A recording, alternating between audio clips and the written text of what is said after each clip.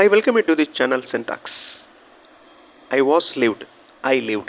இந்த ரெண்டு வாக்கியங்களில் எந்த சென்டென்ஸ் கரெக்ட்? அதே மாதிரி இங்கே இருக்கிற வாக்கியங்களில் எந்தெந்த வாக்கியங்கள்லாம் கரெக்ட், எந்தெந்த வாக்கியங்கள்லாம் ராங், அதாவது கிராமட்டிக்கலி ராங். எல்லாத்தையுமே வாட்சி பார்த்தீங்கன்னா உங்களுக்கு வாசிக்கிறப்பவே அதில் ஏதோ ஒரு மிஸ்டேக் இருக்குது அப்படிங்கிறது தெரியணும். I welcome you to the channel Syntax. உங்களுடைய ஸ்போக்கன் இங்கிலீஷ் ஸ்கில் டெவலப் பண்ணுறதுக்கு வீடியோஸ் அப்லோட் பண்ணிட்டு வரேன். ப்ராக்டிஸ் பண்ணிகிட்டே இருங்க, கண்டிப்பாக டெவலப்மெண்ட் இருக்கும். ஒரு வார்த்தை, ஒரு வேர்ப், வேலையை குறிக்கும் வார்த்தை, அதை லேர்ன் பண்ணுறப்ப past form, past participle form ரெண்டையும் தெரிஞ்சுக்கணும். இதை நான் எல்லா வீடியோஸ்லையும் சொல்லியிருக்கிறேன். இப்போ பிரிங் அப்படின்னா கொண்டு வர்றது, அதனுடைய past form brought, past participle brought. இந்த ரெண்டையும் தெரிஞ்சு வச்சுருக்கணும். இப்போ டேக் அப்படின்னு சொன்னால் உங்களுக்கு டுக், டேக்கன் அப்படிங்கிற அந்த டூ டேர்ம்ஸும் உங்களுக்கு தெரிஞ்சிருக்கணும்.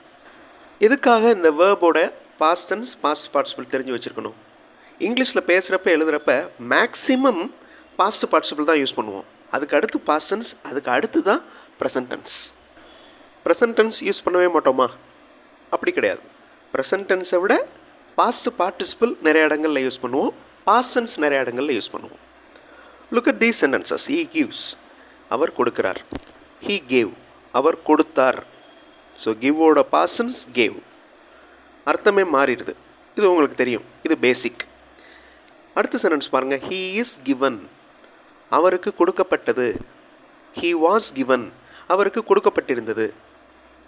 இதை எக்ஸ்பிளைன் பண்ணியும் நான் நிறைய வீடியோஸ் கொடுத்துருக்குறேன். இந்த இடத்துல கிவன் அப்படிங்கிற வார்த்தை கிவோட past participle. He is given, he was given, இந்த ரெண்டு சென்டென்சஸ்லையும் கிவன் அப்படிங்கிற வார்த்தை ஒரு அட்ஜெக்டிவாக பார்க்கப்படுது. ஹீ இஸ் கிவன் மாதிரி எல்லா வேர்பையும் சொல்ல முடியுமா? அப்படி சொல்ல முடியாது. இதில் பாருங்களேன். ஹீ கிவ்ஸ், அவர் கொடுக்கிறார். ஹீ கேவ், அவர் கொடுத்தார். He is given a book, அவருக்கு ஒரு புத்தகம் கொடுக்கப்பட்டது. He was given a car, அவருக்கு ஒரு கார் கொடுக்கப்பட்டிருந்தது. இந்த சென்டென்சஸ்லாம் ஓகே. அடுத்த சென்டென்ஸ் பாருங்கள். ஹீ சிட்ஸ், அவர் உட்கார்கிறார். ஹீ சேட், அவர் உட்கார்ந்தார். ஹீ இஸ் சிட் சொல்ல முடியாது. He was sit, grammatically wrong. He is sat, that is also grammatically wrong. Give அப்படிங்கிற வேர்பில் ஹீ இஸ் கிவன் சொல்ல முடியுது, ஹீ வாஸ் கிவன் சொல்ல முடியுது. ஆனால் சிட் அப்படிங்கிற வேர்பில் he is sat, he was chat சொல்ல முடியல. பார்த்தீங்களா? இங்கிலீஷில் பேசணும் அப்படின்னு நினைக்கிற பிகினர்ஸ்க்கு இந்த இடத்துல தான் ஒரு கன்ஃபியூஷன் வரும். ஒரு வேர்பை இந்த மாதிரி யூஸ் பண்ணலாம் அப்படிங்கிறாங்க, இன்னொரு வேர்பை இந்த மாதிரி யூஸ் பண்ணால் தப்புங்கிறாங்க. இது இந்த இடத்துல தான் அந்த கன்ஃபியூஷன் ஸ்டார்ட் ஆகுது. இதை கரெக்டாக புரிஞ்சிட்டோன்னா உங்களுக்கு கன்ஃபியூஷன் வராது. எப்படி புரிஞ்சுக்கிறது? சில வேர்ப்ஸ் ஆப்ஜெக்ட்ஸை எடுத்துக்கிறாது, சில வேர்ப்ஸ் ஆப்ஜெக்ட்ஸை எடுத்துக்கிறோம். Some verbs are called transitive verbs, some verbs are called intransitive verbs.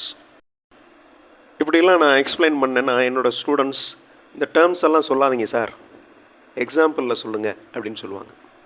Okay, actually இந்த டேர்ம்ஸ் எல்லாம் சொன்னோன்னா என்னமோ புதுசாக சொல்கிறாங்க அப்படிங்கிற அந்த ஃபியர் தான் வரும். ஓகே, தெரிஞ்சுக்கிறணுங்கிற ஆர்வம் வராது. ஸோ நம்ம ஒரு வேர்ப் மூலமாக பார்க்கலாம். Read these verbs. ஸ்டாண்ட் அப்படின்னா உங்களுக்கு தெரியும், நிற்கிறது. டேக் அப்படின்னா எடுக்கிறது. பை அப்படின்னா வாங்குறது. ரன் அப்படின்னா ஓடுறது. இந்த 4 வேர்ப்ஸில் எந்த வேர்ப்ஸ் ஆப்ஜெக்ட்ஸை எடுத்துக்கிறோம், அதாவது அந்த வேர்புக்கு அடுத்து ஒரு ஆப்ஜெக்ட் வரும், எந்த வேர்புக்கு அப்புறம் ஆப்ஜெக்ட் வராது, அதை பார்க்கலாமா? ஆப்ஜெக்ட்னா என்னது? ஒரு பொருள்.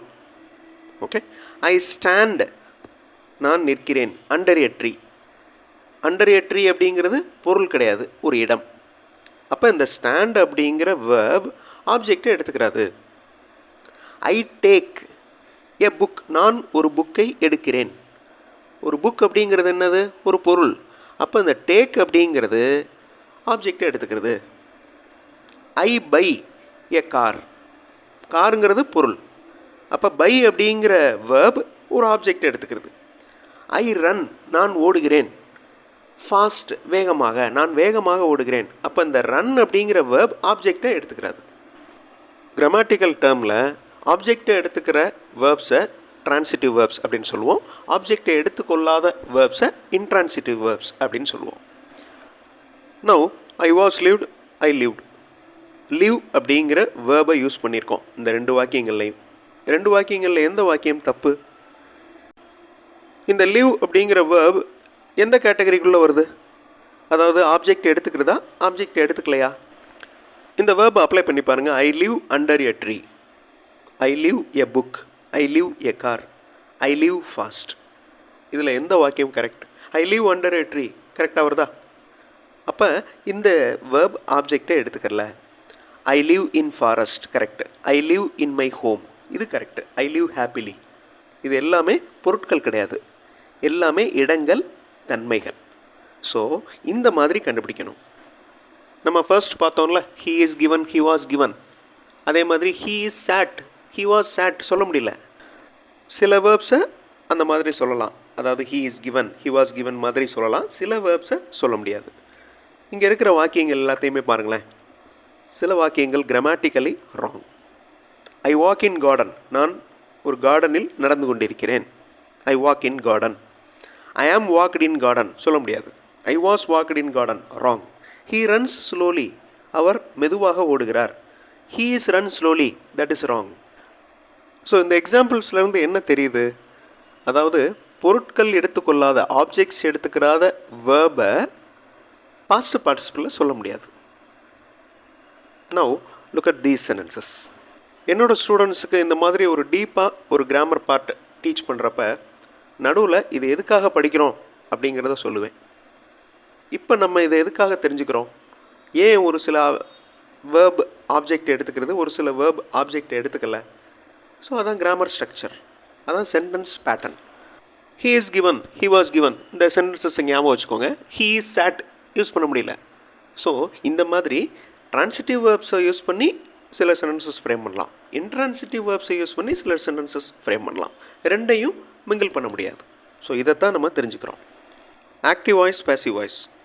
He gives a book to his friend, அவர் அவரோட ஃப்ரெண்டுக்கு புக் கொடுக்குறாரு.